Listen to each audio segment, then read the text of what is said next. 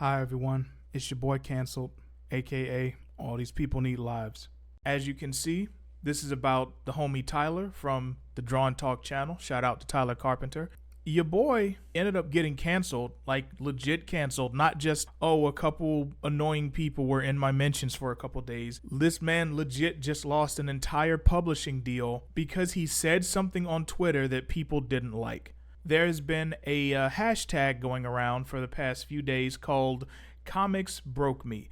And a lot of people have been using this to weigh in on problems with the mainstream comic book industry, from being underpaid for projects to being paid late to being blackballed to being harassed. Just a whole lot of stupid, silly shit that's been going on in the mainstream that is honestly a core problem with the industry, and it shows why this industry honestly has probably overstayed its welcome. Even going way back to the days of Siegel and Schuster, aka the creators of Superman, the literal first superhero, the industry was jacked up then too, because guess what? They created the prototypical superhero and they both died broke. There are so many comic pros, people who are absolute legends, that died broke because the so-called industry did not take care of them. In fact, all it did was take advantage of them.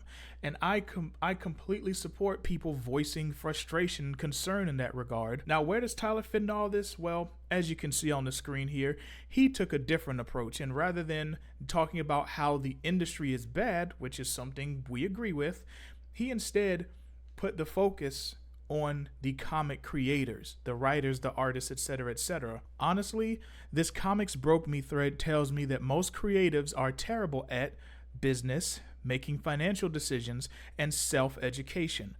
Reading these posts are sad, but don't act like there was a gun to your head to say yes to a $25 page rate. It's 2023, do your own thing.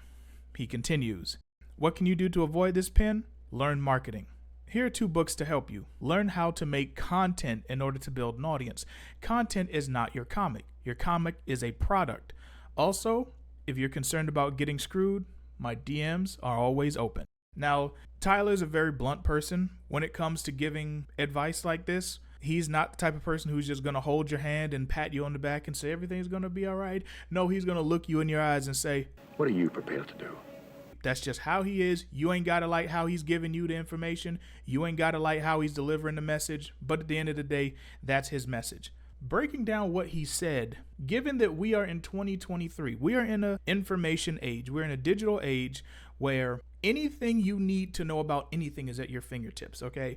I'm not even talking about comic books or business or entertainment. I needed to tarp my roof back last year when my roof was going to shit. Never did that before. Never tarped the roof before. Learn how to do it, going to the internet. Things like bleeding your water heater, doing basic plumbing work. Things that I have never done in my life, I have done by myself because of the internet. Let's bring it back around to comic books. I used to just be a fan fiction writer. I had to learn how to write an actual story, how to build characters from the ground up.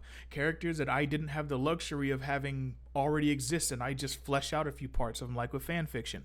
Had to learn how to write, had to learn how to structure a story, had to learn character design, had to learn different ways to structure a character arc, a story arc, a narrative, theme, things that matter. And then let's talk about the business side. I have never had to sell things that I created before. I have never truly had to market myself before. And now I know, because I learned the hard way that if you don't know, you're going to fall flat on your face. I was part of a creative team that was headed by someone I used to be associated with. The whole thing was pretty much existing on a wing and a prayer. That team completely fell apart, not because the ideas were bad, not because we couldn't write, but because there was no plan. There was no internal infrastructure to say A, B, C, 1, 2, 3. It was basically he had ideas and we were supposed to write them for him, but he didn't know how to get all this shit done. And the more questions we asked him, the more questions we ended up that were unanswerable. I know I left, and I think after a certain point they just stopped meeting. But anyway, that's just my long-winded way of saying we not only have the responsibility to understand this stuff, but we have all the means to understand this stuff. You don't even have to pay anybody. You don't have to go get a fancy business degree. You don't even got to go to Skillshare. You can go your ass on YouTube and watch videos for free that will give you exactly what you need to do to grow. Whether that's how to start a YouTube channel, how to plan and get ready for a crowdfunding campaign, how to do merch, like all of this stuff is right there. And if you are willing to spend a couple dollars, there's even more in-depth ways, like what he says here when he's talking about these books here. Now, some people are saying, oh, well, he's just trying to show these books and they're scams. Yeah, well, I actually got the 1 hour content plan. It's far from a scam. You have to put in work to make this not work. Because if you follow what it is, the issue with some of these things are, and it's not an issue as in they're wrong, but the issue that a lot of people have is they don't literally just say, do this exactly like this, and you will literally get money. They're more like templates. They train you how to think and how to plan things out, and they give you templates to use, but you still have to go in and plug the stuff up. That's why he's saying here, you have to learn how to make content to build an audience, a point that both he and I are always stressing. I understand that a lot of people, they just want to air their grievances, and that's fine. But if things are going to change, you have a far better chance of getting things to change by taking the reins and ensuring that you are doing the most you can in terms of business and everything, instead of expecting the establishment to change, because the establishment is the establishment. It's going to be the way it is. It's like that for a reason. It's going to stay that way as long as it can. Human beings in general, we tend to do what we can get away with or what we're allowed to do until some external force makes us stop. There are no forces among us as individual creators that can make them stop doing what they're doing.